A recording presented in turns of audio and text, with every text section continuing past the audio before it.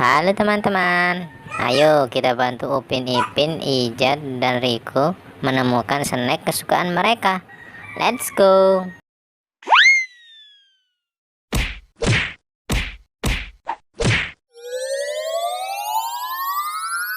Upin kebanyakan makan snack teman-teman dan berubah menjadi Dokter Strange.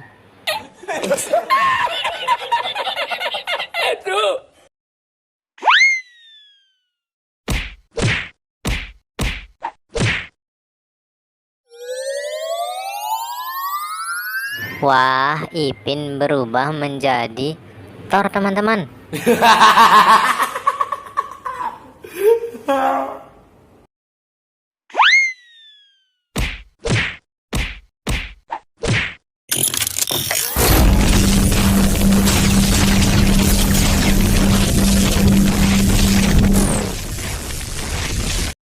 Sedangkan Ijat berubah menjadi ondel-ondel lucu.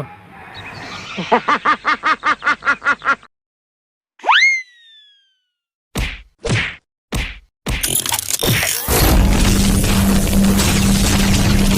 yang terakhir Riko. Kira-kira Riko berubah menjadi apa ya teman-teman?